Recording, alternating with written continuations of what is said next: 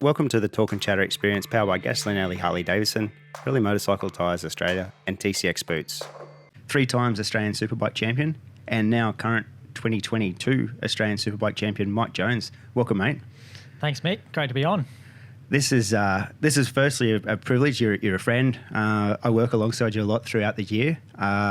This is something that, like we spoke of in the last 2 or 3 weeks about, let's sort of dissect the season and where it sort of come from probably about this time last year, to be honest. We sort of, you started this program of being the 2022 champion, and I just wanted to chat to you about it and find out how it all developed and just where it all came from. And you've been a guest on here already once before, which was like 2 years ago pretty much now.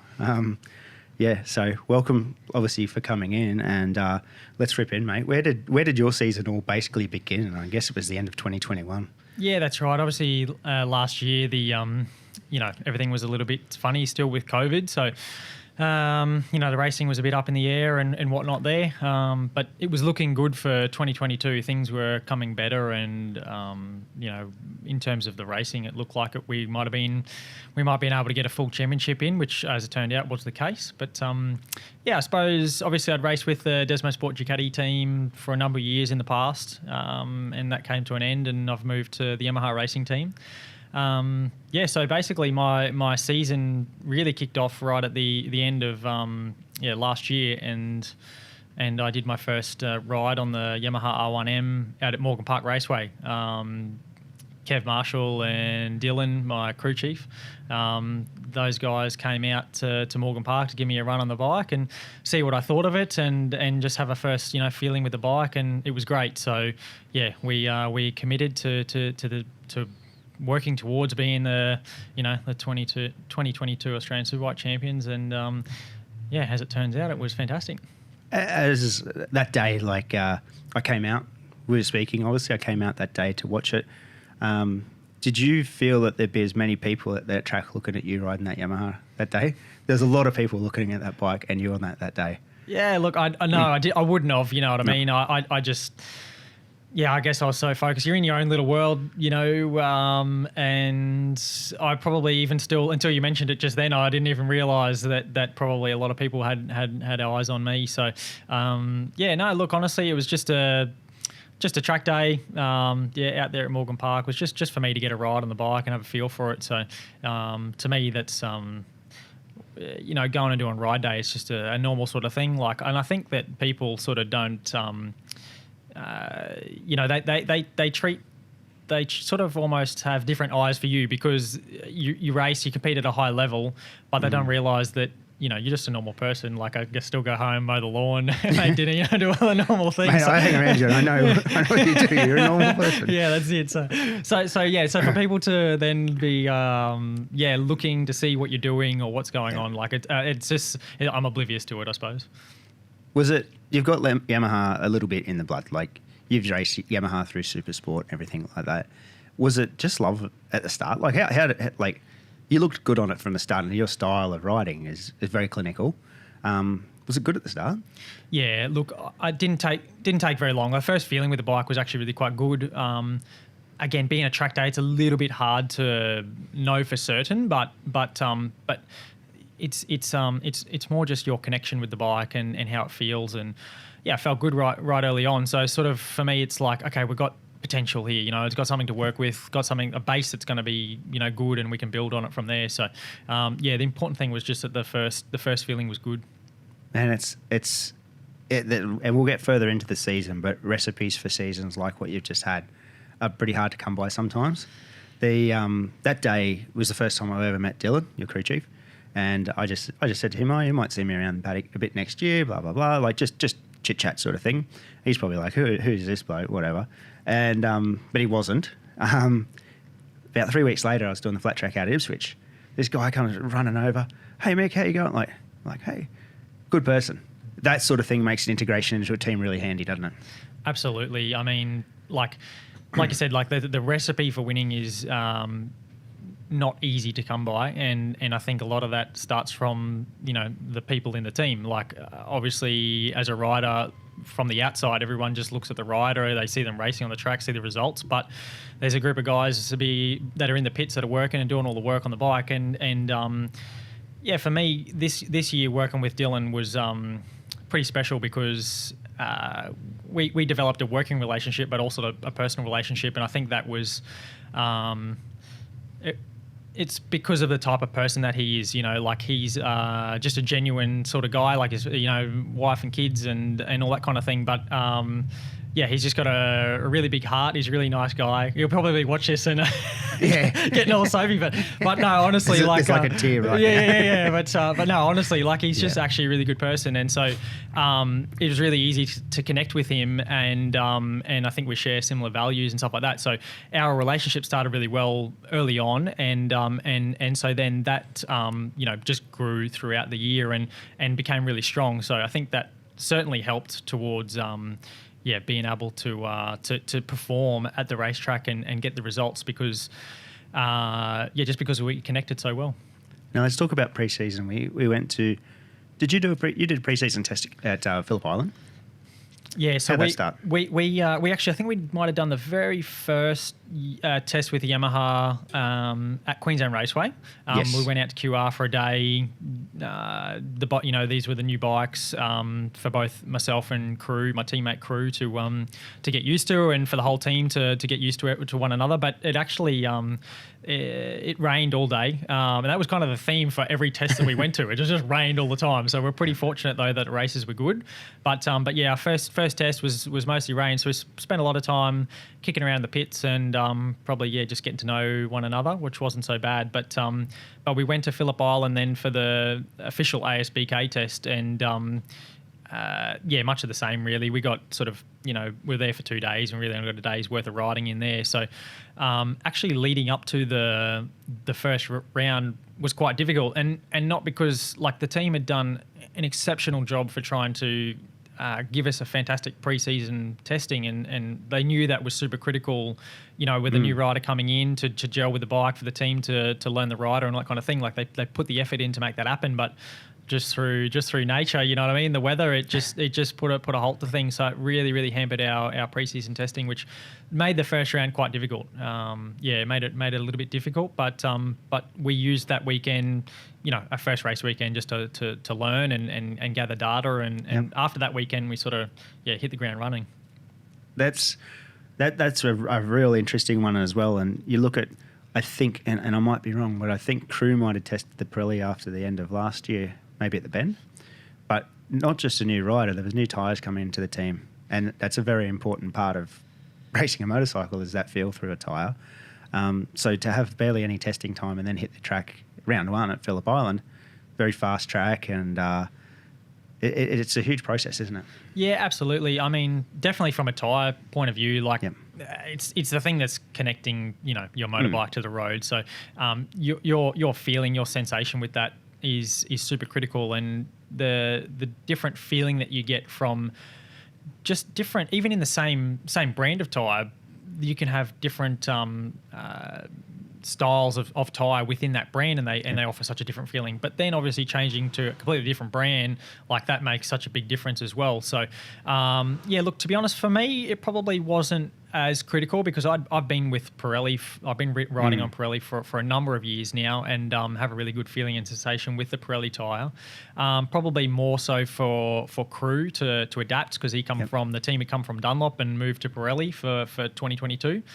So for him it was just a matter of adapting back to the tyre. He'd raced on Pirellis in the past, but just adapting back to that feeling, that sensation. But I suppose also too for the team, like they'd spent a whole year working with Dunlop, and then to come back to Pirelli, they sort of have to find their feet and see what works. You know, obviously in the space of a year, the tyres develop and change. So some of their data and settings that had on you know, but for previous circuits and previous you know, they've just their previous settings, like it changes a bit. So for them it's a matter of learning and all that kind of thing. So definitely is a big thing and super critical to go on racing.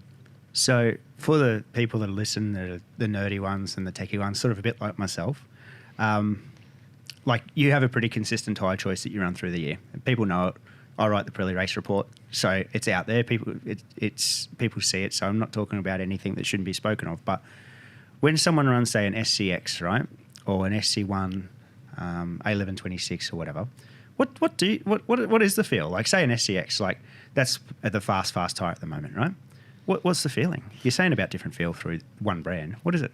Yeah, so our front tyre was stayed super consistent all year. I'm pretty sure we stuck to the SC1 all season long. But for the rear, we had multiple different options. So like I said, the SCX. Earlier in the year, we had the was it Y something or other? Y11. Well. Yeah, I can't remember the numbers. Yeah, there's a lot of numbers, but it was a Y something. I just get on the bike and ride it. Yeah. Anyway, we had a few different options with the tyres. So the one that I feel the best on was the softer, more grippy tyre. Probably it's more less durable, but has more edge grip. And for me in my riding style, that suited me really well because on the side of the tyre, you got lots of grip there. The bike's very planted. It's more stable. There's less movement from the bike. You can get to the throttle earlier, carry more corner speed, like all these kind of things. Whereas when, say, you go to the A tyre, more durable tyre, but less grip on the edge of the tyre. And so then I found that was quite difficult for my riding style because it limited the amount of corner speed that you carry, limited the way that you had to use you could get on the throttle, the amount of throttle that you could use at the edge of the tyre. And so you had to adapt your riding style to suit that tyre. It becomes a little bit more of a park and fire style of corner with that tyre in, whereas with the softer tyre, it's more of a U shape and you can carry a lot more corner speed. So it just changes your sensation, and I suppose that whilst the lap times can be super similar, like very, very, very close, you can nearly do the same lap time with between the two tyres. You tend to find that if a rider suits one tyre more than the other, yes, they can change and adapt to suit the other one, but if it just clicks and feels good early on, you know what I mean? You don't have to change. You have to look for ways to adapt and work your way around it. It's just better for you. Like you get going faster, you get going sooner. It's just better. It's just easier. So can you feel it from the first lap? Absolutely. Yeah. Straight away. Yeah. Straight away. Yeah. Straight away. Yeah. It's noticeable straight away. And I think that's like, it's just a level of refinement that you're at with your riding. So. Obviously, we're riding the bikes, to their limit. So realistically, we go out and you do one or two laps, and you can be on lap record pace. You know what I mean? Like it doesn't take very long, and you can ride that bike to that level. So you're just super refined with your riding, super refined with your sensation and feeling with the bike.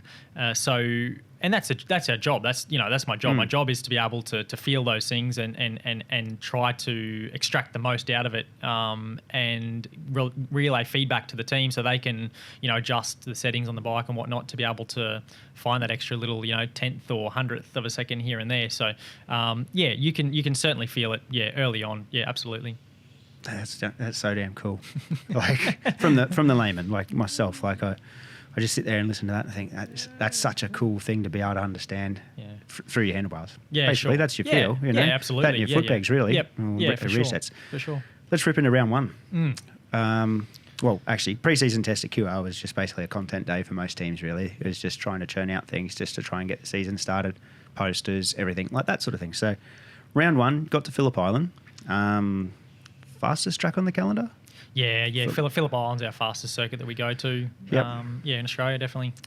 How is the confidence rocking into Phillip Island? How can you cast your memory back to that? How do you feel coming into that? Yeah, to be honest, trying to remember back to the start of the year is a little bit difficult. But I know that I wasn't, super confident going into the first round, only because I knew that we'd had a struggle with like I said, getting seat time. Yep. Seat time was super critical for me to adapt to the bike, and so coming into the first round with limited seat time, it was a little bit tough.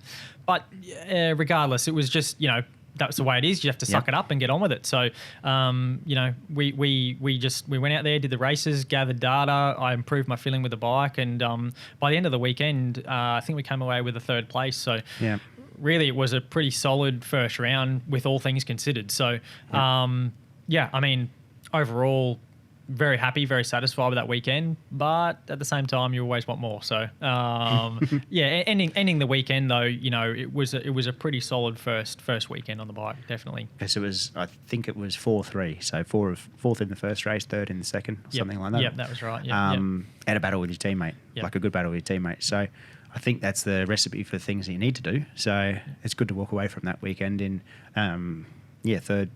third overall for the weekend too. Overall, yeah, that's it. And I think too, for me, like, not only was it just the result, like overall the result, but at that point in time, Crew was my teammate. He was he was my gauge. Like, he's the guy who's been riding the bike and working with the team, for a number of years. And so for me to come to the team on the bike, it was like, okay, he's the guy they've got to try and catch and chase and be level with at the least. And so by the end of the weekend, he was still had a gap on me, but throughout the weekend slowly closed that gap down, and I could see that it was certainly possible to be able to then close that gap down and potentially be faster than that. So for me, that was a good weekend, just to get a really good gauge of where I was at based off of him. Round 2, we come up to Queensland Raceway. First time back at Queensland Raceway for a number of years. Pole position, 2 race wins. Like, did we have a test there in between? I don't think there wasn't like I'm not sure that there was an official test. I actually can't remember. I can't remember either. I just know though that we made a big effort to get back to Queensland Raceway and do some riding, do some test time on that circuit. I think the Yamaha team, we went as a team and did some test time. And like that was sort of where the breakthrough came, was at around that point in time, doing some of our testing there. I got to go and just do like hundreds of laps out of Queensland Raceway and just like basically mold myself into the bike, really, is what happened. Yep. So I got a super good sensation and feeling with the bike, worked with the team to make some adjustments and setting changes with the bike that really suited my riding style, and that's where things really started to click. And so obviously we saw that then at round 2 at Queensland Raceway. It's a circuit that is it's a home circuit for me. I live on the south side of Brisbane, so it's only 45 minutes for me to get out there. So I've done a lot of riding, so much riding as a teenager growing up there. So I've almost got a groove around the circuit. Yep. But nonetheless, the Australian Superbike Championship we hadn't been there in quite a number of years. It's been a long time. So going back there, although it was a track that I know very well, still sort of unfamiliar a little bit, but yeah, like getting back to the results, like it was a dominant weekend. And again, it was just because I'd found myself at home, like really, really at home with the bike and the team that weekend. So super cool weekend. Awesome to be able to do it at a home round. Like there's a lot of your fans are there. You've got a lot of support. So to be able to get a result there was really cool. And adding to it was just that whilst I had the belief that I'd be able to win on the Yamaha, it was just great to be able to show that it was possible. And so whilst I'm sure that, there was belief that it could be done from others, there was no doubt, like we did it, we won, proved that the bike can win. So then it was like, okay, we've done that. Now the challenge is let's go and win somewhere else. So that's where we finished up at the end of the weekend. It was a really, really good boost of morale for the team, not only for myself, but everybody in the team. And just it was a confidence boost. A bit of a reality check that, okay, this is serious, like we can actually do this. Yep. And it was like, all right, well, let's go to the next track and see how we go. What's it like walking away from that round? Like podium wise, it was one of the most busy podium areas I think I've seen. Well, actually, it was probably one of the busiest events in general. Crowd was really good. QR must feel pretty good. Yeah, absolutely. Yeah, it's really cool. I mean, like, it's fantastic to be able to have that level of crowd and support at the circuit, and just the placement, I suppose, of where the podium is and how it all sort of works there with where the spectators sort of enter and exit.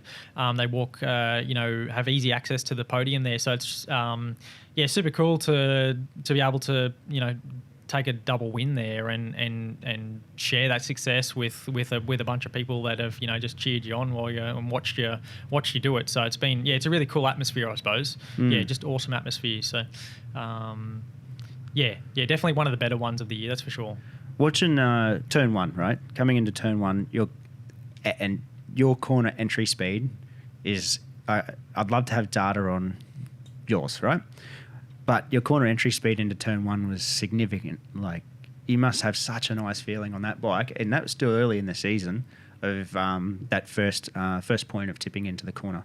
Must feel really good on that first entry point, yeah. Yeah, and that's probably the key thing. That, like, as the year's gone on, that's the key thing that I've sort of highlighted with that motorbike. Like, it's just super strong corner entry. Like, that's where it excels. Its ability to run in there at a higher speed than the other bikes and still maintain the line that you want to go on. That's where it's super strong. And I suppose, you know, part of that weekend was just, you know, my track knowledge of the circuits and then being able to exploit, like, get the most out of the bike and the circuit.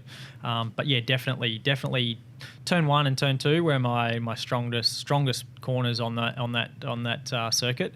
And yeah, you could see that whenever I was around anybody else that was on the track, like, it was just night and day difference between the speeds of me and the other guys. Which makes, like, the turn two one such a crucial one to get that run down that, you know, whatever the straight length is. It's 800 metres or whatever. It's a very long straight. So crucial to get that drive out of there. And you could see it just, the exit of two as well. It was really, really good. And obviously that flow from 1 to 2 and on the Friday, that's pretty loud. On the Friday, I was filming at the exit of turn one. It's just that rise as you're coming out towards the ripple strip. You're the only one at that point with the front wheel in the air. As you clip up, I think you click up another, like a short shift in between. And I'm like, oh, he's going here. Like, there was I had no timing or anything, but you could just see that rhythm clicking in. Really cool to watch, you know. Whereas a few of them were more, few people were more sliding it around a little bit more, where you had the flow, click, and then tip. It was to dissect it and stand there for a session. It's pretty cool to watch. Yeah, and I think, like, you know, obviously I can't, you know, talk from myself, say, because I don't watch from the outside, you know what I mean? But visually, like, obviously I've been and watch other riders and all that kind of thing. But you can see, like, when it's on, like, when it's working well, it just flows. It just looks good. Everything's nice and clean. You can just, it's visually, you know, apparent, you know, in comparison between the riders. So yeah, definitely. I know what you're talking about. Definitely from a feeling point of view, that's just, again, like I said, leading up to that weekend, just so many laps around the circuit.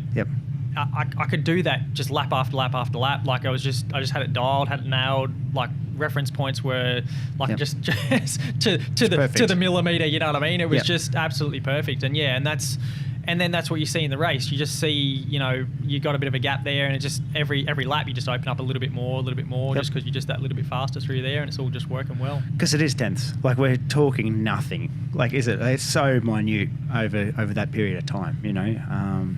So yeah, after that we went to Wakefield Park. Wakefield Park is a difficult track. Like, very difficult track, but it always makes for some really good battles because it is so tight.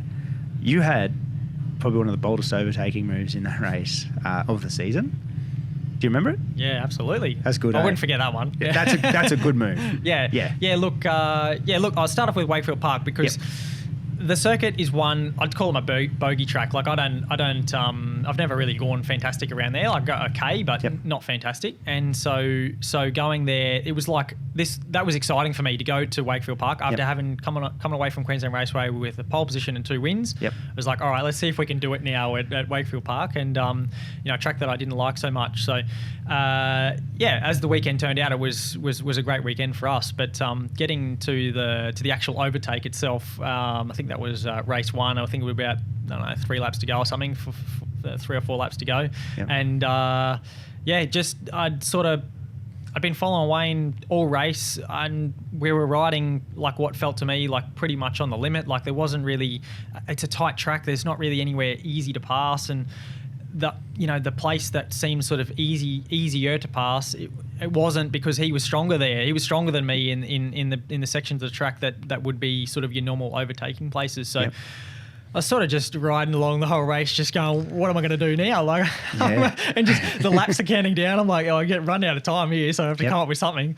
And I just sort of, you know, I tried, obviously all race you try and different things to see if you can get a run somewhere to sort of line up a pass, and just adjusting your line and you know, changing your speed in some sections just to see if you can just get your front wheel up the side of his bike, so that way then you can sort of start to make the pass. But you know, I wasn't really having any success there for quite a long time. But yeah, just made a small little change going into the first corner. The first corner is quite fast, and it's quite a challenging sort of corner, because you come down the straight wide open on the gas, and you tip into the first corner flat out, and then you got to start to roll off and get on the brake at lean angle. And as you run through there, the speed slows down. You end up in second gear, and you go into a really tight right hand corner. So it's really hard to be accurate and judge it like really correctly. So it's actually quite a super tricky section of the track. But I just tried to adjust my line through there and adjust my speed. I let the bike run a little bit wider when I was on the brake, and when I come into that that tight second corner there, just sort of let the bike drift out wide. And as I started to turn in there, just try to really bring the bike in nice and tight and crack the gas really early, and try to go for an inside line driving on the exit up the hill, because typically the line through there is that you carry a bit more mid-corner speed, let the bike run wide on the exit, and just use all the track on the exit, and let the bike spin and drive up the hill that way. But I thought I'd just try and get a bit more of an inside line, maybe a little bit shorter distance up the hill as well. And much to my surprise, it worked. And like I only sort of just made it stick, but it came off. And then once I was in the lead, like I actually had a little bit more pace than Wayne at that moment, and was able to pull a bit of a gap. So fortunately then he wasn't able to attack me in the places that he was stronger. So managed to hang on for the next couple of laps and get the win. It was pretty cool, pretty special. That was a good one. And like anyone that has been to Wakefield, standing on that the brick, it's one of those cool tracks. I'll restate that. It's one of those tracks, right, that is an old school track that you get to stand there, right? You're right on it. And when you get the Superbike coming past, as it starts to tip to go into that sort of, it's not even a corner, you know, that bend, as the diameter of the tyre changes, the sound of the bike is unreal. Like, it's one of those cool sections to stand, and that would have been cool to witness in real life as you come around there. That would have been a pretty special moment, you know? Yeah, for sure. Like and that's the thing about that circuit. It's a spectator circuit that, you know, you can see the whole track, and exactly that. You can stand right on the pit wall, and there's nothing stopping you from being able to just put your arm out and touch the guy riding past. Yeah, it is. It's one of those places still. Like, and they're a bit hard to come by these days. So, yeah. So pole position, race win. Second race, I think maybe second. Yep. Second place. So yeah, I had a pole position. Win. Yeah, pole position, race win in that first race, and then a second place in the last race for overall first place. 46 points. Yes. Yep. Yes. So yeah, look, it was 46. No, it'd be 51. No. Was it? If you got the two wins. Oh, that's right. Yeah. Don't do my math, Mike. I was going to say I was thinking. Oh, we got that on camera too. That's not good. But no, you got your 46. So 51 at the second round, because you got the two wins that's in right. the pole. Yeah, that's what I was thinking. And then the 1, 2, 1. Yep. Or 1 point. Yep. 46 for that one. Yeah. And you traded. Wayne would have been 45. Yeah, that's right. Yeah, it was one point difference between us for the overall win. Yep. Yeah, so because I came across when I lost to Wayne in the second race. Yep.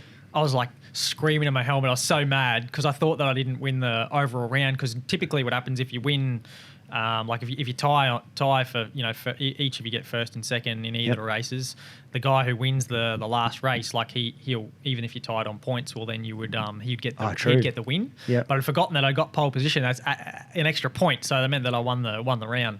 So I went from being mad to really excited, really happy. Yeah, because you just got 2 round wins back to back at your bogey track at this point too. Exactly. Yeah, it was it was a massive thing, and like even though from a points point of view, like, 1 point does nothing. You know what I mean? Really, like at that point in time in the championship, like it didn't really make any difference. But yeah, just to do that, just to have it on paper, like we won at Quick QR, won again at Wakefield Park. Like it was just really cool to go back to back wins, and yeah, two super solid performances. It's a good start to the season. 3 rounds in. Next round, you head up to Darwin. Traditionally, and you've obviously done well up there as well. Very good for Ducatis. up there. Pole position again? No. No, not Darwin? Second. Here we go. Second. Wayno was pole. Wayne Pole, that's Yep. right. But you end up getting another race win up there as well. How's, like, you enjoy riding Darwin though too? Absolutely, yeah. So how's that? So going to Darwin, like I've just come off of 2 wins, you know, Yep. QR, Wakefield Park, full of confidence, full of belief in the team, in the bike and everything. Yep. Like everything's working great. But going to Darwin was a little bit different because it's got a really, really long straight on it. Yeah, like you said, you know, it's typically sort of you would think would favour the bike with a bit more power, a bit more outright speed. And so yeah, we were you know, as a team we were a bit worried as to, you know, potentially what the results would be, because it was being a weekend that we were there with the V8 supercars. It was a 3 race weekend. Typically when we just do standalone events with ASBK, it's just 2 races. So there's a total of 76 points up for grabs there, and you know, if it can be a big swing in the championship, you know what I mean, championship points. So going there, definitely a little bit concerned, but also at the same time it was still, I suppose, just staying focused on what I'd been focused on at QR and what I'd been focused on at Wakefield Park, which was just extracting the most out of the bike, both myself and the bike, just getting the maximum out of it. And when I was able to do that, the results were great. So I figured that there shouldn't really be any difference going to Darwin. I knew that if we just put the work in and focused on those things, then and the focus was in the right area, then the results would come. And yeah, it was a different weekend there as also because you know, we'd done a lot of testing leading up to, you know, the previous rounds.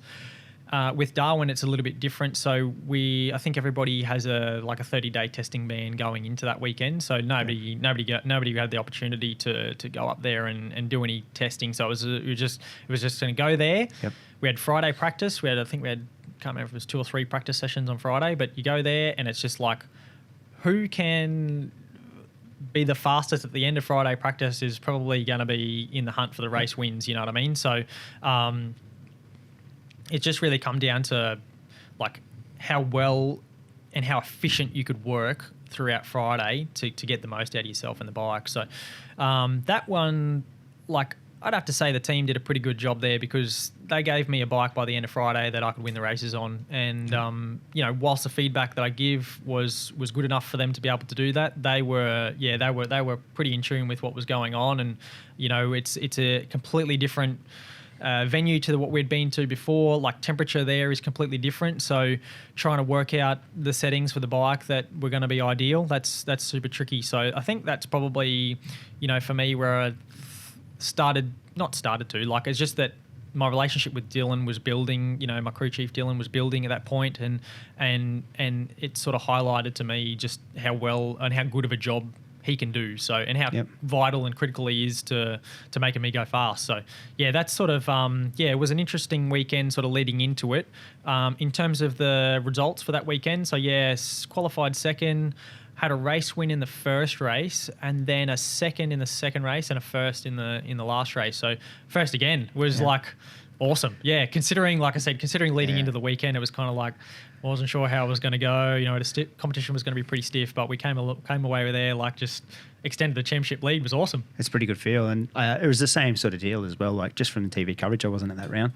Was that turn one, the entry speed, same thing. Like, just that trail brake coming into the corner, you can just see a really nice pattern for that. What sort of feedback do you give? What's you're a very calm person most of the time outside, from what I see. When you come into the pit, what do you say? Like, what is it?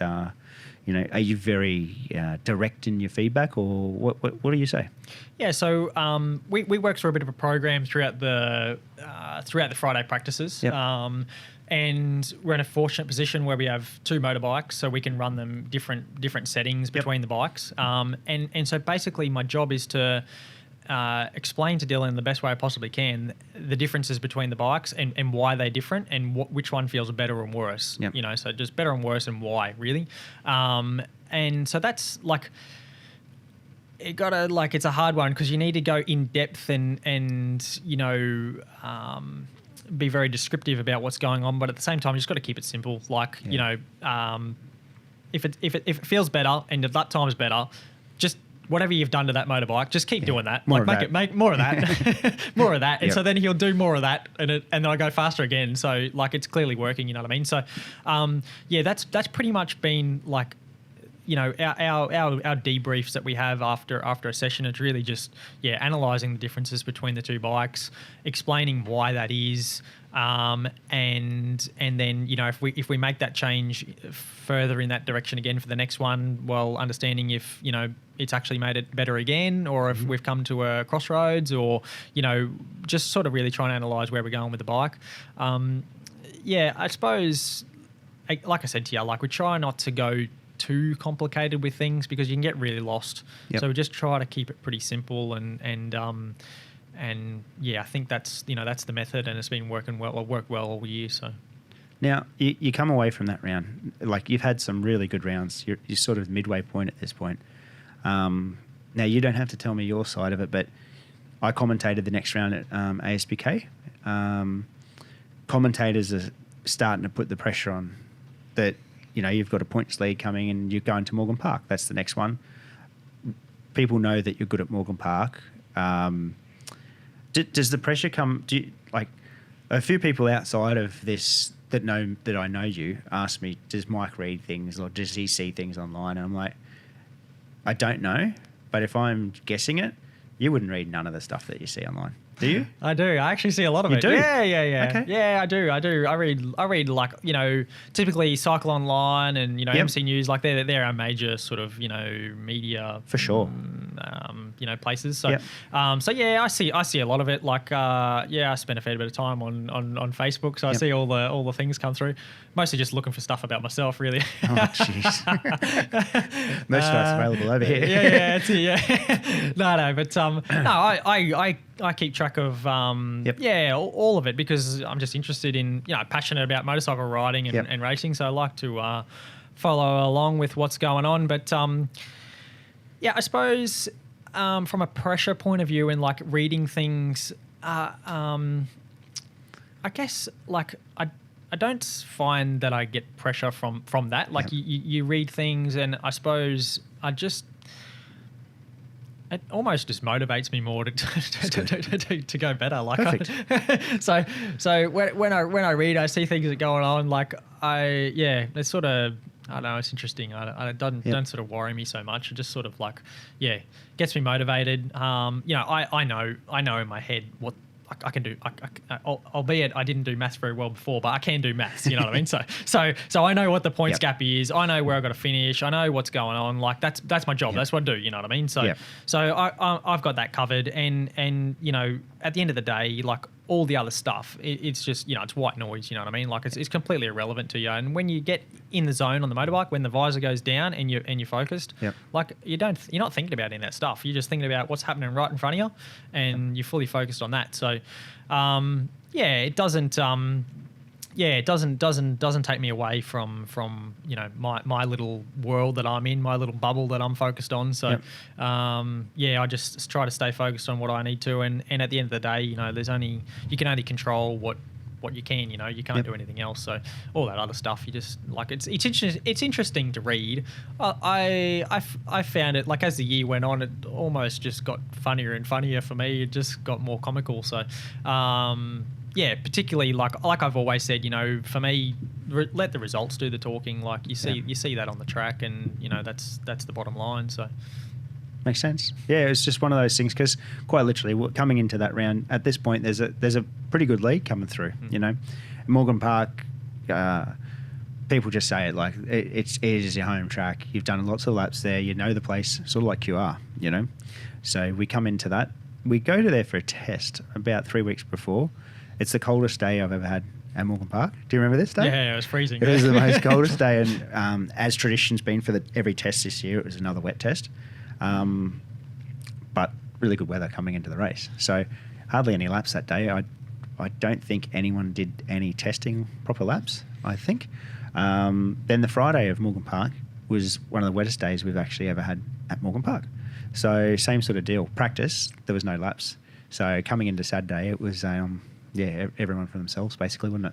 Yeah, that's it. So yeah, that was a hard thing going into that weekend, was just lacking that track time. But at the same, in that same sentence, like everybody was in the same boat For anyway. sure. So like it was no different to like when we went to Darwin. Nobody tested going there. So yeah, we all sort of really ended up with the same amount of track time going in there. And so yeah, I think that as leading into the weekend, I suppose, like I felt confident because it was a track that I've done well at in the past, many laps. Again, like a home track for me. So at that point in time, really gelled well with the bike and the team and everything. So I thought we could have a really strong weekend. But I'd never underestimate the level of competition. And so that weekend. It's actually whilst it's a home circuit for me, and I've done well there in the past. It's actually, if you look at Wayne's results there, he's done really well there over the years. Yeah. So for me, he was, and he has been all year, been the competitor to beat. Yep. So going into that weekend, I sort of like knew that he was going to be pretty strong. And yeah, as it panned out, I went second in qualifying and 2 seconds in the races. So I was probably a little bit bummed that weekend. Was hoping for a little bit more. And for sure, if I had have been able to do a little bit more that weekend, then from a championship point of view, would have been pretty close to fairly being solid there on being certain of winning the championship. Yep. But obviously leaving that weekend, Wayne clawing back 11 points in the championship. Yep. Then going, looking to go to his home circuit at Phillip Island, where he does exceptionally well at, and we hadn't done so well there earlier in the year. It was like, okay, the championship's still open. Yeah. In my mind, I was trying to run away with it, but obviously in his mind, he was trying to bring it back. So that weekend was, just also too, because it was such a close finish for the races. You lost the race. And you lost a decent chunk of points, but it was by such a little amount. I think in both races, the total time that I finished second by was less than a second or something. So yeah, such close racing there. That's for sure.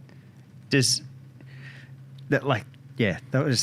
hard to comment on that one. That was such a strange round with so many things. Obviously, Epis getting that amazing start at the start, then Wayne coming through. He had to fight to get up there, I think, as well. I'm thinking the first race, and he rode outstanding at that track, and that move that he pulled down towards turn 9, turn 10. That's a big move. Absolutely, that's commitment plus. Yeah, for sure. Yeah, I mean, I watched back the race, and and I think about it in my head a lot. What could you do different? I wish I would have just closed the line a little bit more. I'd run. So through this section of track, you come down and go through a fast left-hander into a fast right-hander. Yep. And the problem, the tricky decision you've got to make there is that when you go through the left-hander, you've got two options. You either let the bike run the speed through the middle of the corner and let it run out wide, which means that you have a tight sort of entry for the next right-hander. Means you carry good speed through that first left and no one can sort of get around you. But it tightens up the next right-hand corner, and also, too, there's quite a lot of bumps there going into the next right. So my style and the way that I like to ride this section of track is to, when I go through the left, I sacrifice a little bit of mid-corner speed, keep the bike nice and tight on the exit of the left, which really opens up the right-hander on the entry going in there. You can really drive through, stay away from the bumps, and not that you stay away from the bumps, but you just change the angle that your bike's on. You don't have to carry so much lean angle. Yep. You just have the bike a little bit more upright, so when you hit the bumps, it's a little bit safer. And so that's the line that I like to run. That's the way I like to go. During that race, Troy Herfoss had actually had passed me and been in front of me, and he ran the different style line. So he'd run into that first left-hander, let it run wide a little bit, and actually for a couple of laps there, I tried to follow him through there, and I hit those bumps so hard, and it was so uncomfortable, and not that it was uncomfortable It felt bad. It was uncomfortable as in man, I'm going to crash the bike. It was so bad. It was just so rough. I was like, man, I don't know if I can really run that line. And so in the moment that it come down to on the last lap, and I was in the lead. Wayne was behind me, and I'd already been past the start finish line, seeing there was +0. I knew Wayne was right behind me. He was looking for a way past. In the split second decision that I made as to what line to run through there, I immediately reverted to my natural line, and which meant that I didn't close the door going into that next right-hander. And that all sort of probably came from during the race, having run that line earlier on and gone nearly over the limit. Just sent me to the inside of, stayed tight on the exit left-hander, and that just left the door wide open for Wayne to come through. Wow. Super ballsy move from him though, regardless, because it's a fast section of the track there. Not a bumpy, rough, it's hard to judge, hard to be accurate and precise there. So, he did a fantastic pass. It was awesome. I tried, in the moment that I saw his front wheel go up the inside of me, the immediate thing for me to do was just attack. I've got to race Wayne around the outside through this corner to try to be with him to the next corner and try to outbrake him in the next corner, still be able to do something. Because I knew if I just give up the spot, well then there was only 3 corners to go. I'm not. There's no way I'm ever going to come back from that. You know what I mean? To be able to beat him to the line. So I immediately tried to race him around the outside. That was a bad decision. Because so did you and hopefully more than likely the people who listen to this have watched it. Did you just wick the throttle a bit more, or it's real dirt, and people that haven't ridden there or whatever, it's real dirty out there too. So it doesn't take much to spin or whatnot. So tell me about that. Yeah, exactly. It's a little bit dirty out there, but more than anything was just in the exact the heat of the moment. In that exact moment, would have just bit too much throttle. Had a lot more lean angle than I'd been carrying any other time through there, and just with that amount of throttle, just spun the back up, and I was pretty close to high siding myself off the bike. Yep. And it was a pretty aggressive, I suppose, lose or save, whatever you want to call it. It was super aggressive. It chucked me around on the bike and threw me around a bit there. I think my feet come off the pegs and sort of rattled me a bit. So in the split second that happened, the next split second was the race is on. I just got to back on the gas. I got to try to catch up to Wayne. It was only 3 corners to go. I knew it was all over, but you just sort of you're just a racer. You keep going flat out. So I was people said to me after the race that had watched it and seen it. They were like, "Wow, it was a big moment. You came pretty close." And I did. I felt it was a big moment, but because I suppose of adrenaline and the level of focus and the zone that you're in, I didn't really think much of it. It was just it had happened and it was done and forgotten about it. So it was, and I think the other thing too, because your riding style, Mike, you are clinical with it. It was the first time that any of us actually seen the bike a bit loose so far at that point in the season. It was oh wow, because you gelled so well from the start. There was one, I don't know if people know, but you had one low side at Phillip Island at a test. Apart from that, it had been pretty in line the whole time. So, as a spectator, you're oh, gee, that's a huge moment. But for you on it, it's just, how it is, I guess, Just part of it. Just part of it. But, for anyone else on the sideline, it was wow. Because we hadn't seen you. It just looked so clinical, to that point. So, I can imagine the feeling coming away from that one too, because you had the elation of QR, local, home, everything, and Morgan Park brings the same crowd pretty much, same friends and whatnot, and second place is awesome, but everyone out there is a winner, so it's a hard feeling, I guess, and we've spoken about that. Yeah, definitely. I mean, exactly that. The support that you've got that I had at Queensland Raceway, you got the same level of support there at Morgan Park. Yep. They're probably expecting to see the similar performance from QR, and when that doesn't happen, it was just this is a bit of a letdown. It was just damn, and so anyway, it was it would have been obviously just like I said, it was just so close. It would have been nice just to be on the other side of that and had another fantastic weekend. But I guess it's just a reality check, and you got to realize that you can't win every race, and that I suppose you really have to respect your competitors. When it comes to on-track riding, you can't give them an inch. That's for sure. Absolutely. Now you walk away from that weekend. That's August. Now, we've discovered that you read the comments, right? So you've got now from August to November before you officially have a round. That's a long time to just sit around and train, and you did a Vic Road Race Championship in Phillip Island, and you got to ride and stuff. But it's a long time before your season kicks back in between August and November. At the point of leaving Morgan Park, I think you potentially could have been 51 points in the lead. Can't remember, to be honest. But you come, because of the second place and not the pole, I think it was 39 points out of there. Yep. So coming into Phillip Island, like you said, the second half of the season where Wayne goes back to there, and Brian and everyone else that's in the mixture goes back to Phillip Island. Then Josh Waters steps in to ride another Ducati as part of that team as well. 2 rounds to go. We're going to Phillip Island. Obviously, we do a MotoGP but support race. You know, they're hard races because you're on it either 6 o'clock in the morning or 10 to 10 at night, whatever it is. But it's a great weekend, and obviously it's great for the sport to have the superbikes and that there as well. So we get through that weekend. We get to World Superbike. It's a proper round, super sport, superbike, and obviously the 300s there as well. So tell me your thoughts leading into that round. And for me, this only feels like a week ago. This has come around, like we're in December, a couple of days before Christmas now. And this only feels like a few days ago, doesn't it? Yeah, well, reality is it was only sort of really a month ago, I suppose. Yep. But yeah, it does. It feels like it only happened yesterday. Look, leading into that weekend, we're going there knowing that, Wayne super strong there. Yep. It's his home circuit. He's very, very strong there, capable of winning the 3. It's a 3-race weekend. Yes. For that weekend. We're with World Superbike, so we have three races. Again, that's a massive chunk of points that Wayne can claw back in the championship. So definitely a little bit concerned about that. Like you mentioned, they put Josh Waters on the bike as well for the last 2 rounds of the championship. Yeah.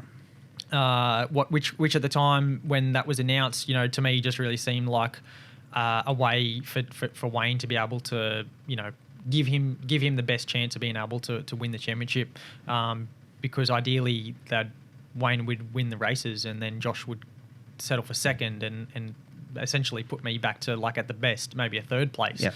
Which just opens that points gap up even further and closes down the championship points significantly more. So for me, that's what I seen, in that moment. That was the play. That's what we're up against. But I was still reasonably confident that we were going to have a better weekend there because the first round of the championship. That was at Phillip Island. Like I said, we had limited testing. We were just finding our feet, getting all that sort of, and we performed reasonably well. So then I was thinking, okay, well, I've had a fair bit of time on this bike. Like we got a pretty good setting with it. Everything's going really good. It'll be good to see how we go when we come back. And so for me, leading in the weekend, it was one side was a bit concerned, the other side was like still confident, and obviously always just hoping that we were going to come away with a great result. But as the weekend, as we got into the weekend, more than anything, the weather just played havoc. It was patchy conditions throughout the weekend, and we had our first wet race of the year. So I can't remember what happened in qualifying. That was dry, I think. Yeah, that was dry. Yeah, we had a Friday qualifying, maybe? Yeah, Friday qualifying. Yeah. The track was dry and the pace was fast. It was so fast. That's right. It was really, really quick. I'm sure Josh Waters set the lap record. Yep. Yeah, in qualifying. Which wasn't unexpected because we'd seen Josh on that bike. Like you said, when we did we did the MotoGP support races, we'd seen Josh have been super fast on the bike already. So we knew that he was going to be quick again this weekend. The pace for qualifying was super hot. I think I might have qualified 5th. I think I was 5th on the grid for qualifying. But we come to the first race and it was a wet race. And so everyone's had fairly limited time in the wet. I know that I'd done in all the tests that we'd been to, we spent a lot of time sitting around and not riding the bike. So and in that moment, that was like, well, we probably should have been, Wow. we probably should have been doing some testing in the wet when Yes. we had the opportunity. Yep. But the only guy that had been doing lots of riding in the wet was Brian Starring. Yeah. So going into that race, I was like pretty confident that he was gonna be able to, you know, go for the win. So like for me at least, that was like, okay, well maybe Wayne won't get the full, you know, 3 race wins here, and we'll sort of be okay. There was actually quite a lot of stress leading into that first race, because like I said, the weather was patchy and it's so changeable down there at Phillip Island. Yes. So one second it was dry, then all of a sudden it was bloody wet, and we're only, you know, 20 minutes before our race starts and it's pouring rain. And it actually caught a few people out. We caught us out a little bit. We were sort of I don't know what happened, but we weren't really ready for the wet race. I don't know how that happened. Yeah. But Wayne and I think Josh weren't ready either. Who else was Ant West and maybe Glenn Allerton? There was a few of us that sort of got about 6 or 7. Yeah, sort of got. There was a mix up with the schedule as well. Something happened leading into that race. Anyway, there was a bunch of us that we'd sort of came super close to missing the start of the race, basically, is what happened. It was a massive rush around. I had a time that I was set to get ready to start the race for, and so my routine leading into the race, I do a bit of a warm-up. I work with a trainer, and we do some exercises and things like that to get myself in the zone, ready for the race. And next thing, it's a 2-minute call till the race starts, and I'm outside, not in my kit, nothing's ready to go, like bike's in bits. I was like, whoa, we're gonna probably miss this race, and I was like, had a fair bit of stress at that moment. So in the space of like 2 minutes, kit's on, everything's ready to go, straight out there on the bike. Anyway, that to my surprise in that moment, it wasn't just me; it was also Wayne, and I was like, wow, that's a bit unusual. And it was interesting. Like I could see, for some reason, I still felt really calm. I don't know, like I was stressed that getting to the point of the start of the race, but once I got onto the grid, everything went calm and I relaxed. And I suppose that I told myself that, you know, being stressed and worried about anything, like it's not gonna help. Like it's just gonna make things so much worse. And yeah, just like I said, immediately this calmness came over, and I was just relaxed and actually felt pretty good. And I was like, you know, it's just one race, and you just need to finish the race and ride the bike like I've been doing riding for a number of years anyway. Convinced myself that I'd be fine and everything was all good. But I could physically see the tension and maybe the worry and the stress from some of the other guys that were on the grid there, and that was like I was like, that's not going to go very well in this race. Like I could see that something was up, and sure enough, we started the race and to the second corner, and Wayne crashed out, and I just like, part of me just couldn't believe it. Like I was just like, man, like this is a wet race, and like you can't win in the first lap. Like you got to go to the finish line. You know what I mean? And you don't know what's going to happen. Like it's such a mixture. Like when the weather throws those conditions, like you sort of really just need to spend a few laps, find your feet, and get the feeling there. And that's my approach. Like I just sort of want to find my feet and ride to where you feel comfortable. You know what I mean? Like that to me, in my mind, is a better approach than trying to go gung-ho at the start and not finishing at all, which is essentially where Wayne ended up. And I just rode around the whole race just wondering what the hell happened. Like I just... Wow. So you've seen that, like obviously Wayne was at the front. I think you dropped a few positions at the start. I think that might be right. Anyway, so you've seen, obviously Wayne has his incident there. So you've seen that from the start, and yeah, wow. Yeah, like, and it just, I was like, in that moment, I was just like, all right, well, I got to finish this race. Like, even if it's not pretty, even if the result's not fantastic, I just got to finish this race because I'm going to look like a pretty big wally if I crash as well. You know what I mean? Like, this is a chance for me to, gain some more points in the championship. Yep. At this moment, I'm starting to really think about the championship, and for me, it's like just finish the race. Yep. And so it was really super tricky conditions. I actually Yeah, I found it quite tough. Really, really hard to get going and get some speed, get some feeling with the bike. The track seemed really, really. I know it's wet. Like obviously, it's going to be slippery, but it's felt more slippery than normal. Yep.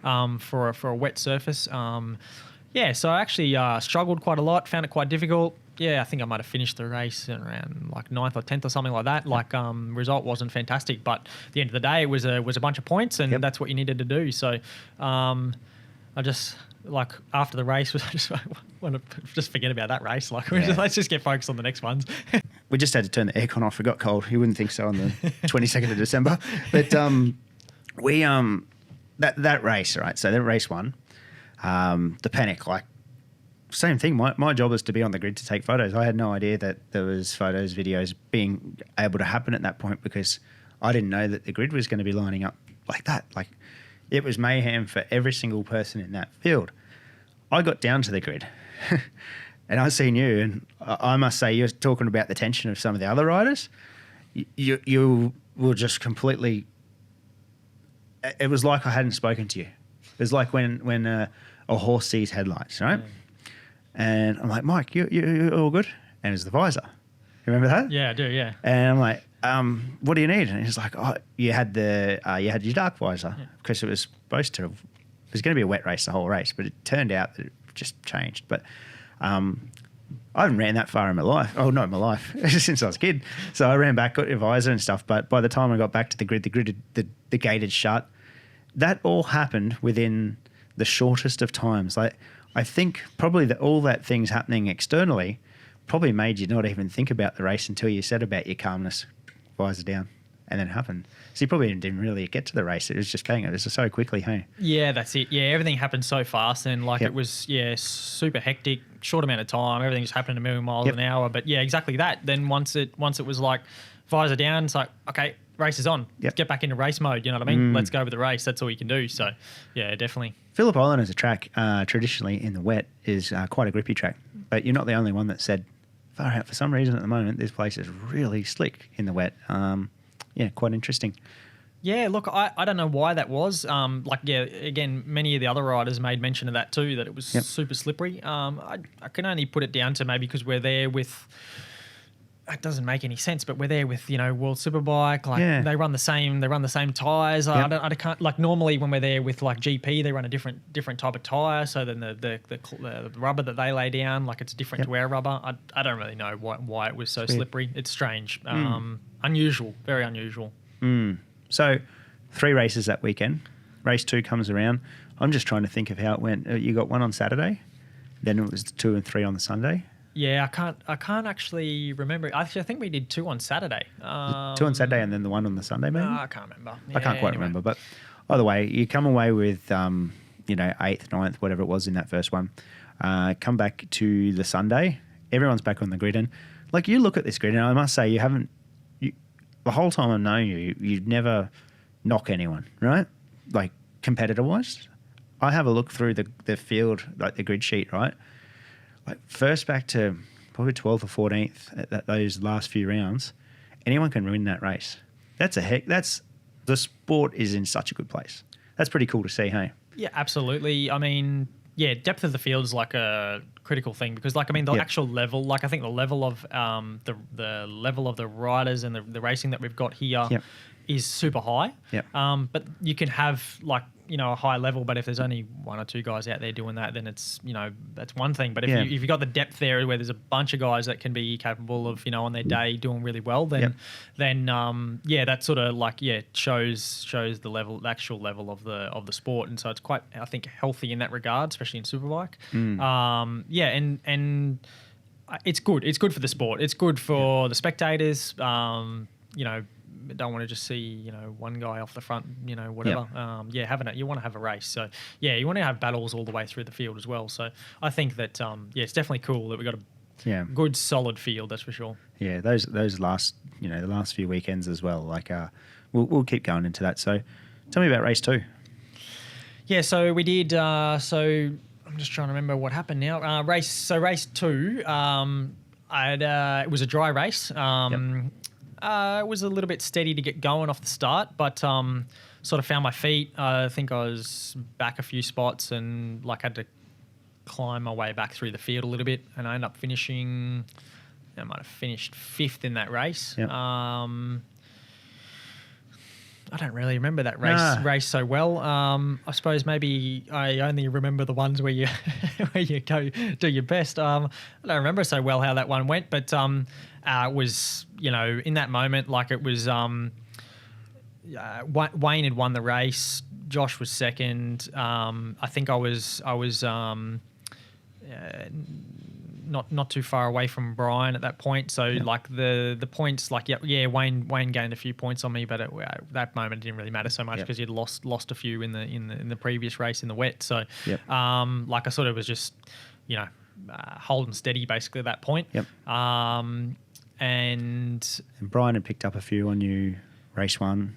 Yeah, chunk into 2 and whatnot as well. In the wet race, he'd taken a big chunk because he won that race. He won the wet race, and like I said, I was a fair way back, so he took a big chunk of points there. But you know, at that point in the time, I think he was still 3rd in the championship, so not like really too much of a threat from a points point of view.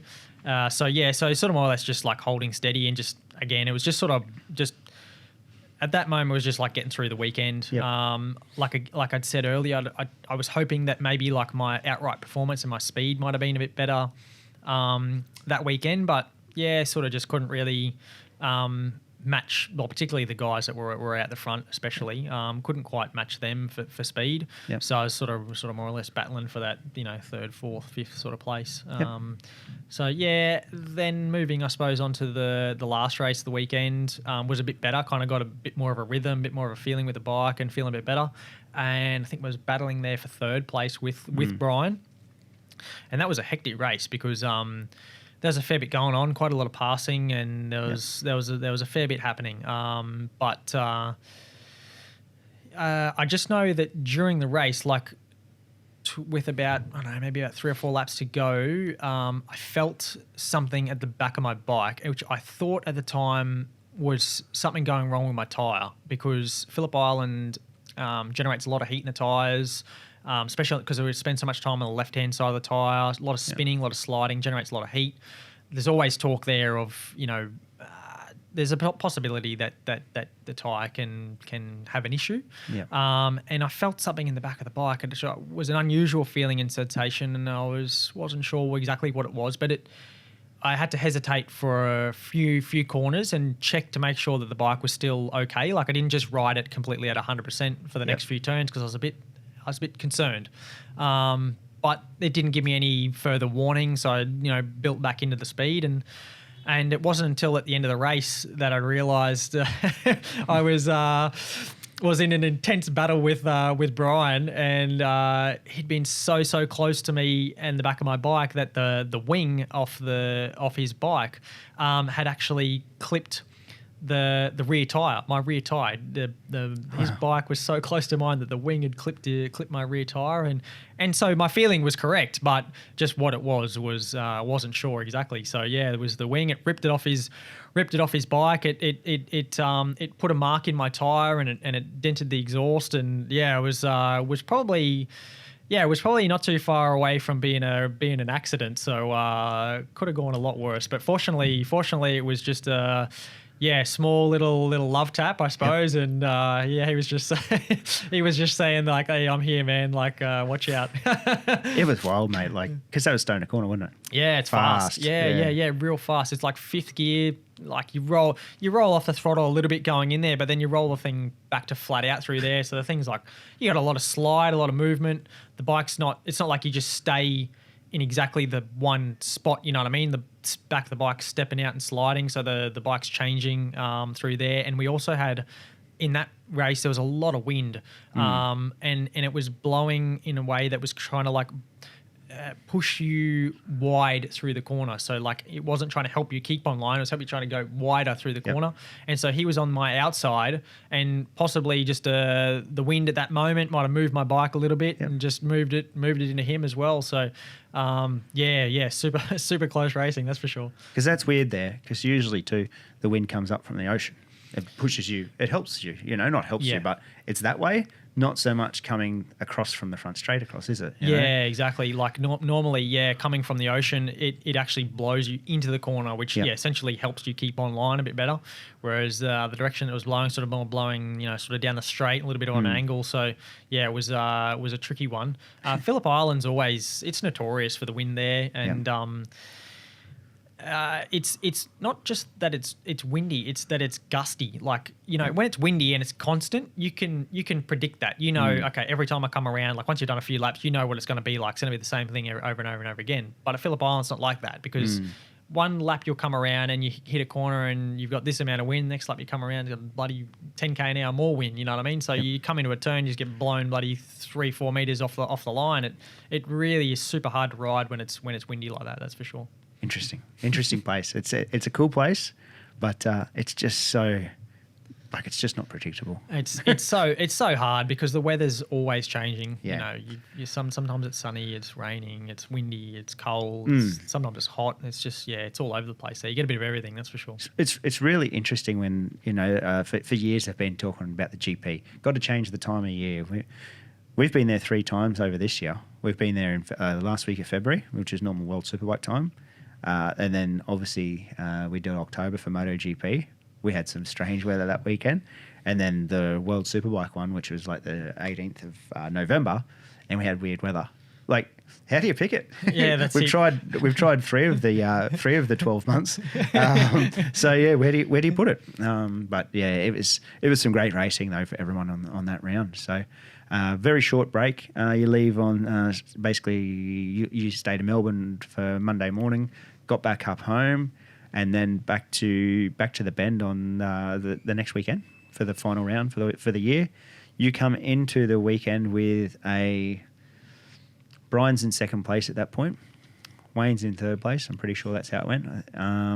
Still a point chance of obviously taking the title for Wayne. I think he was at 49 point, and Brian might have been at 39 points. How's your weekend start there? Yeah, look, obviously it's a different weekend because it's the first one that we've done, or that I can recall that we do like a back-to-back weekend. Yeah. So yes, that was just a bit interesting, but it was good because I suppose it was good in a way because you're super fresh. You know what I mean? You come from one race, you're in the zone, you've got the good feeling with the bike. So you just go straight away into the next weekend.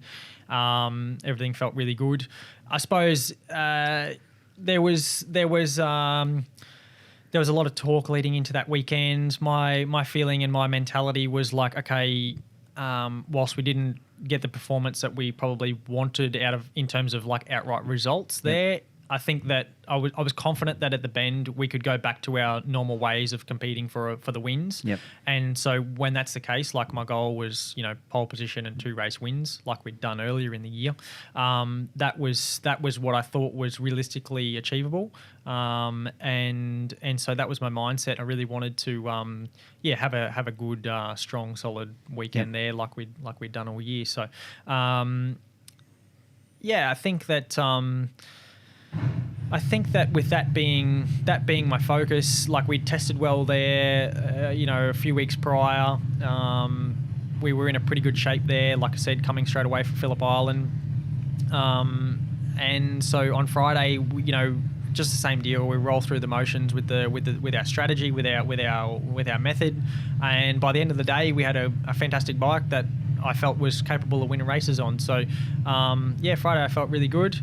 And then we went into qualifying, and that was awesome. Qualifying was awesome because it's the Super Pole session's a short session. I think it's only it's a 15-minute session. Yep. The top 12 riders, I think, are out on the track together. And you go out and you do, like, the first part of the session, you just go out on and try and bank in a time that's sort of, like, comfortable, you know what I mean? Like, you don't ride the bike completely on the limit. Yep. You ride close to it, but safe enough that you get a lap time in. So if anything goes wrong after that point, you've still got decent time that's going to put you somewhere in the ballpark to start well enough, you know what I mean? So you're not starting down in, too far back. So that's how the first part of the session goes. And then you come in, you pit, put a brand new rear tyre in because with a new rear tyre in, heaps of rear grip, means speed. So put a new rear tyre in. I think we only had a couple of minutes to go in the session, and everybody's running the same strategy basically. So the times are just getting faster. The positions for the lead are changing, and I think I'd just gotten out there in time to do like one last flying lap. Yep. And yeah, put together like my perfect lap of the weekend, my best lap of the weekend, and yeah, went on pole position. So like that was awesome. It was awesome because we had international riders there. It was pretty obvious, like having somebody like Jack Miller there, like. Yep. To have his level and his caliber there on the weekend was a good gauge to see where you're at. A bunch of other international riders there as well. So to be able to get that pole position was just really cool. It was just cool, and the way that it worked out, like I think Jack went to pole position there, and then with about 30 seconds to go, I'd come across and pipped him for pole. So yeah, it was just cool. It was just nice. Yeah, nice for the team. It's a good reward. Definitely, they put in a massive effort. You know what I mean? Like I said earlier, like a lot of this, the rider gets a lot of the focus on them, but at the end of the day, it's a team effort, and you got to have the guys around you to be able to, give you what you need to be able to perform. And like if you look at like consistency wins championships, and so does winning races and all the things, but to have outright speed, that's really hard. Like, definitely. That's really, really difficult to put together as well. I'm not sure which is the most difficult out of all three of those things, but final round at a track that no one's done major amount of laps at really. It's a real go there and ride it track, isn't it? Like it's all on the line at that point. That's pretty cool to get. Yeah, that's it. Yeah, exactly. Like again, like we'd done I think a couple of days of testing leading up to it. Yep. Most of like all the top guys were there, but yeah, it's a circuit that I suppose being in the location that it's in, like we're not all going there and riding frequently. So yeah, you just turn up and get into it. Yeah. So yeah, to come away with that sort of result was pretty special. So with your throughout the year, I don't know what your process is, but when you go out for your first lap of Super Pole, right? Do you have a scrubbed in front already, or is it brand new front? When you you're asking the wrong guy. Don't remember? Yeah, okay. No, it's not that I don't remember. It's that I don't know.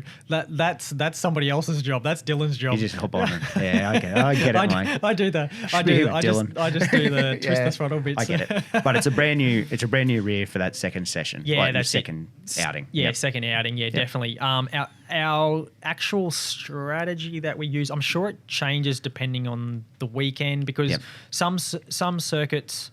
The surface of the circuit is more abrasive than others. True. So like we get a limited amount of tyres.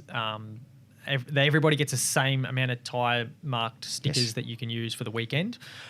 So that starts from the first session on Saturday. Yep. And so we do like a time practice session on Saturday. We do our Super Pole in the afternoon, and then typically we do 2 races on Sunday. So everyone gets the same amount of tyres to use, but you can have a different strategy as to how you want to use them, depending on how your bike works, and again, like level of wear that you get from the surface. So sometimes I think we were even able to go with like say 2 new rear tyres in that Super Pole session. Wow. And we were carrying we're using the same front tyre, like maybe between races or something like that, because it wasn't wearing the front tyre out very much. Like, it just depends on the circuit. Yep. But yeah, typically the first time that you ride out though, it's usually a used tyre just to get your eye in. Like I said, just get that first lap time in, come in, bang, new rear tyre, and just go and try and do a heater. Yeah. Cool feeling. Yeah, it's a cool feeling because like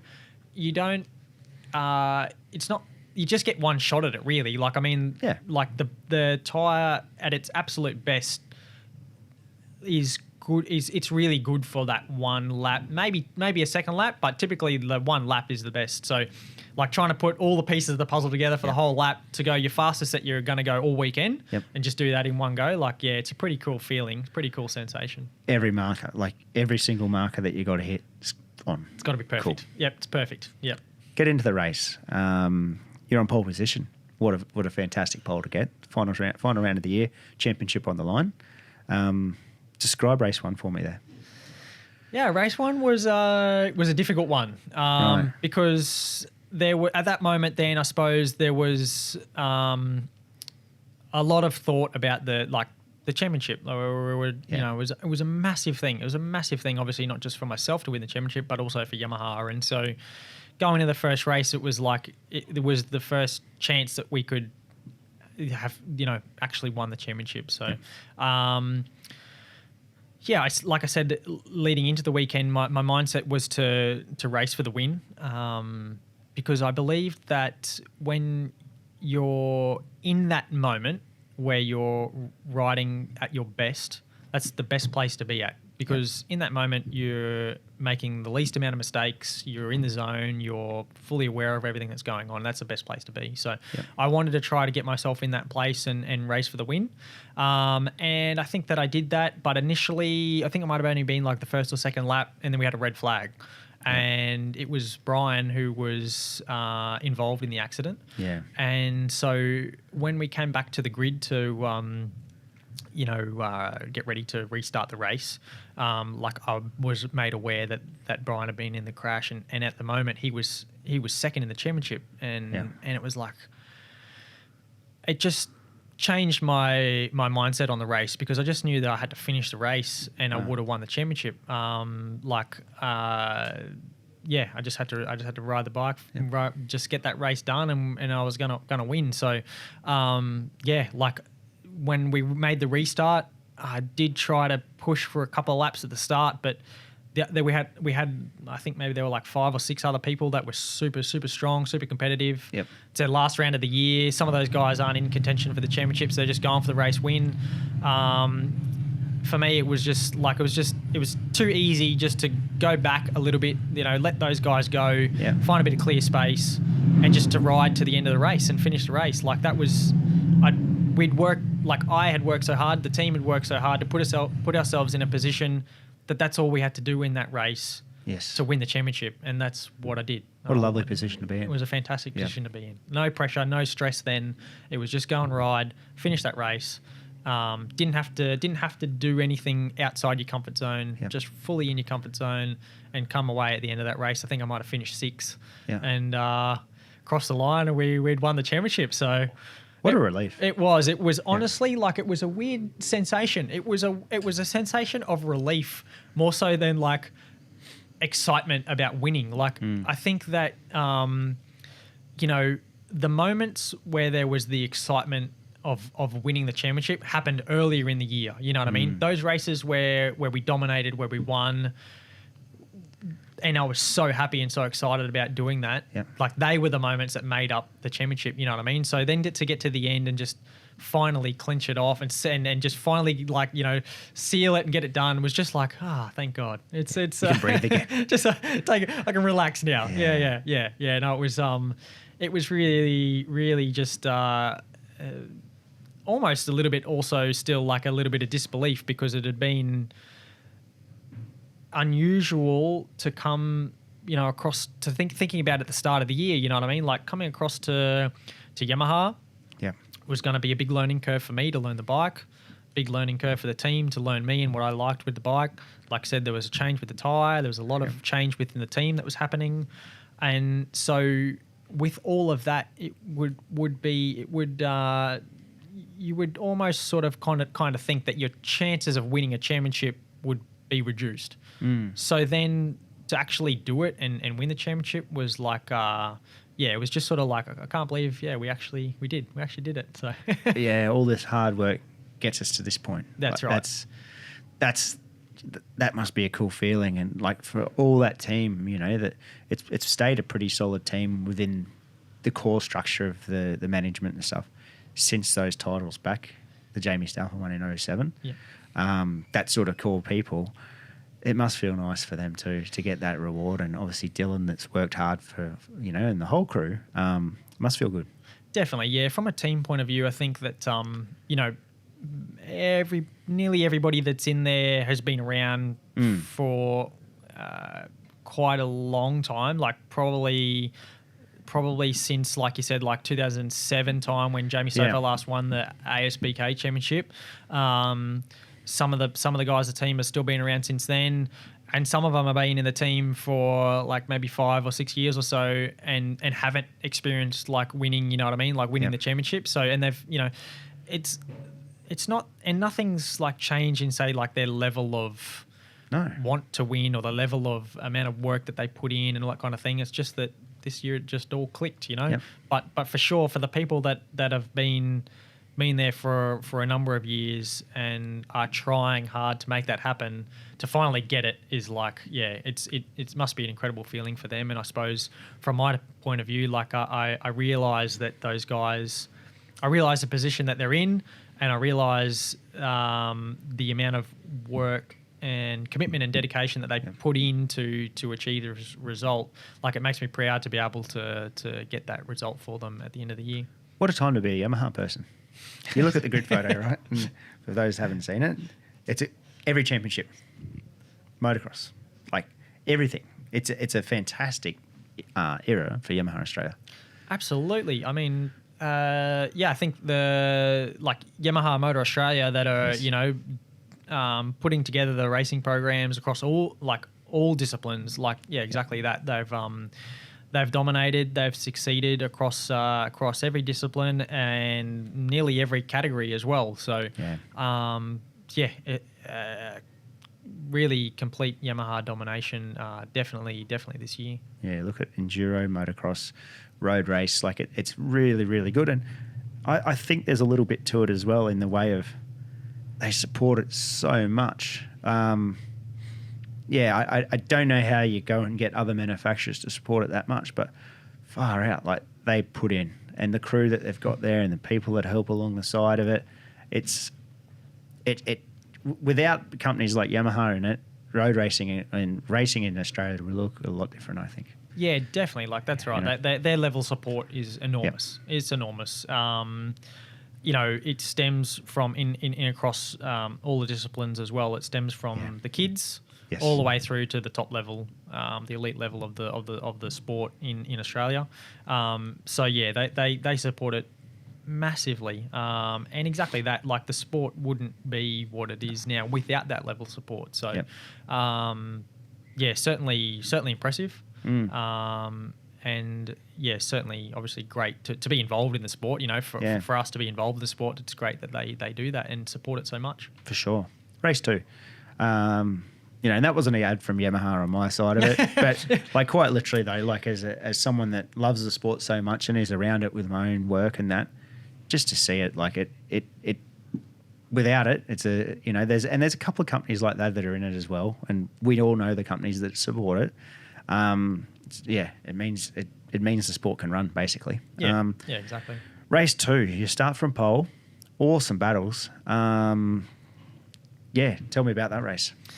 Yeah, this was an awesome race. This was a good one. This was a great race. Great race, regardless of result. It was actually just great racing. Yes. And I think from a spectator point of view, like, just watching the race was a good race to watch.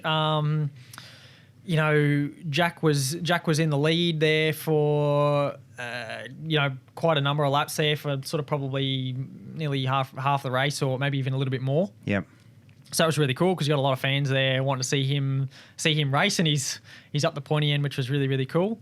And then I suppose the thing about this race at the Bend is that it's one of the circuits that's a little bit more abrasive and a little bit harder on the tyres. Right. So from my point of view, I was trying to be a little bit conservative with the tyre because I knew that the last sort of 3 laps of the race were going to be that's where the difference was going to be. So if you sort of looked after your tyre a little bit early on, it'd pay dividends at the end of the race. And there was plenty of battling going on, changes of the lead. I'd made an attempt to get to the lead and start breaking away. That was but at that moment Wayne was going really strong, and he got to the front and he put the pace up, and I tried to go with him. And I think that, like I said, with the tyre sort of thing, like they just struggled a little bit with the tyre. And so then my bike was good. Like, I felt really good, especially in those last few laps. Once I got to the lead, like I think I went to lap record pace like the next lap around. So, bike felt great, and just the tyre was awesome. So was able to pull out a bit of a gap, I think up to about 7 or 8 tenths with a couple of laps to go, and that put the pressure on, you know, the guys behind. So I think like Herfoss and Allerton, they were coming through pretty strong. Yep. But the pace that I was running was so fast that the pace that they would have to run would be faster than lap record pace to try and bridge that gap and catch up. So it really just forced them into stepping over the limit, and which is essentially what happened on the last lap. They crashed out, which gave me an even bigger gap back to second place for that last lap, and come across the line, and was just a fantastic way to finish the year, because we'd won the championship and got that job done, and then in a race where everybody wanted to win that last race. You want to go out on the high. For sure. There's no championship to worry about anymore. Like this last race, there was nobody's racing for a championship. We're just racing for the win. So, it was a pretty cool sensation to be able to race for the win and get it. And just sort of stamp a bit of authority down, I think, on that. You know, wasn't just like consistency throughout the year. It's also like got the outright pace, got the speed, can race for the win. Like all things are there. So.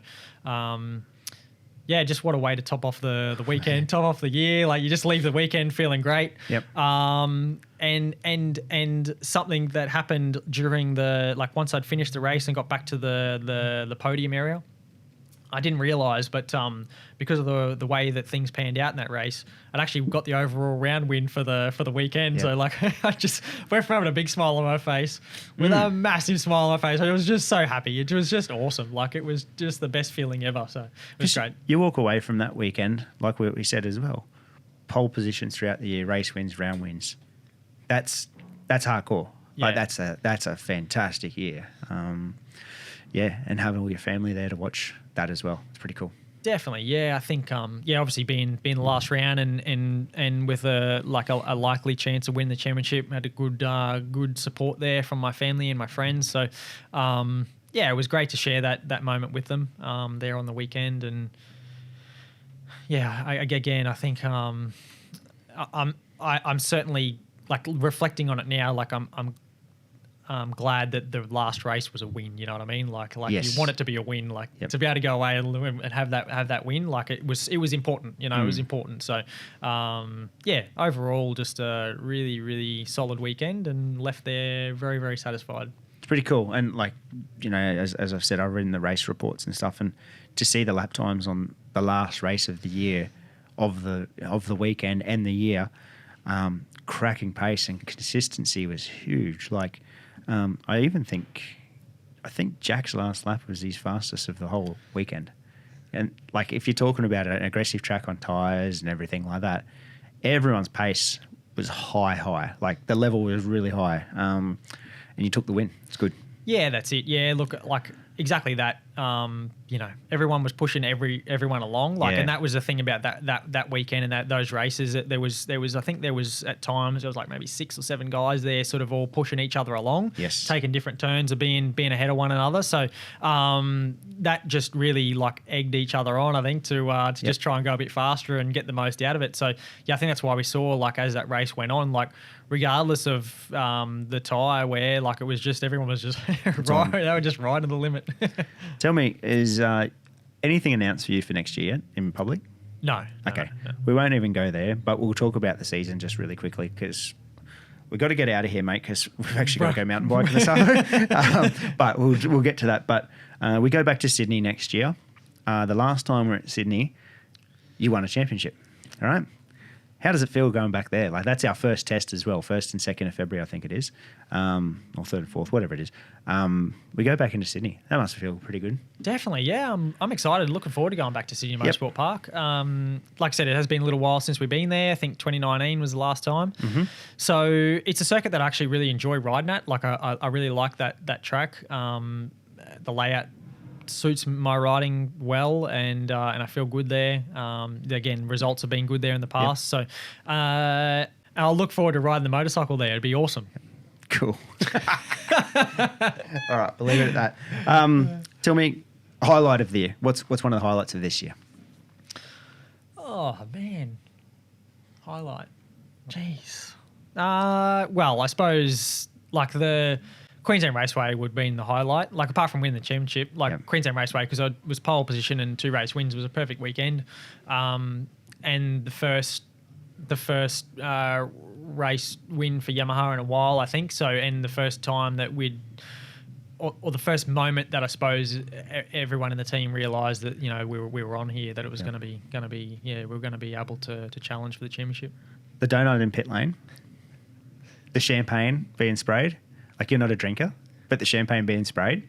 It was like at this moment in time, everything's real good. That's like click, click, click. Like things are going great. As a spectator, that was damn awesome to see. I'm like, oh wow, these guys are really clicking. Dylan was trying to stand to the side and you chased him around the whole pit. I got on video, which we'll add to this as well.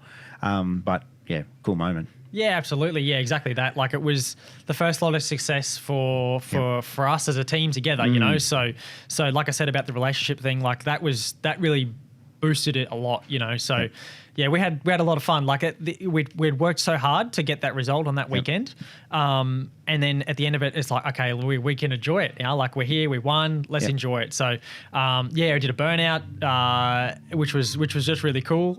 Good for the fans, and then.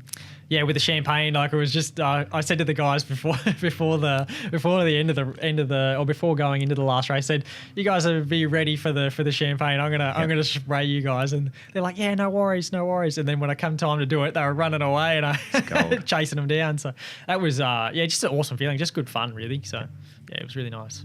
What I enjoyed out of there's so many highlights, and I work with some different people throughout the field throughout the year, but. Saturday night, and I've told you this, Saturday night at MotoGP, we had dinner. And it's a testament to the people that you've got around you as well. It was Dylan and Joel, yourself, Chrissy, myself and Annie. One of the funnest nights that I've had in Pino's, just talking smack amongst a group of friends. For me, like after going there for so many years, it was one of the best nights I've had down there. And you can see why a team succeed just through nights like that, Yeah, definitely. The core group. That's right. Yeah, exactly. Between Dylan, my crew chief, and Joel, like the main mechanic, myself and my partner Chrissy, like we just clicked together really well, and like everything was easy, and we normally have like a team dinner during the race weekends, like on a Saturday night, I think it is. And so we all get together at the end of the table and cause a ruckus, but you just get along so good. We're just lots of laughing, and that's a good, like that's probably the best thing about it. Just so much laughing, like it's just so much fun. We're just having a good time, and that's it. We're just having a good time. We're just going racing, doing our jobs. We do it the best we can, and we get the results, and we have lots of fun doing it. So yeah, it's awesome, just perfect. Cool, mate. We're going to leave it there. I'm looking forward to seeing you back on a motorcycle next year, whatever one it is. Definitely not that one that just started. Really looking forward to it, mate. Thank you for coming in once again today, and congratulations. 3 championships on 3 manufacturers. Well done. Thanks very much, Mick. Appreciate you having me on. So, yeah, looking forward to 2023. Cool, mate. Thank you. That's all we have time for on today's show. If you get the chance, head over to YouTube and hit subscribe on the Talk and Chatter page. Also, head over to iTunes and give us a star rating and a review there. It all helps to get the podcast out there. A big thank you goes to everyone that's been doing this already, and we'll be back with another show soon.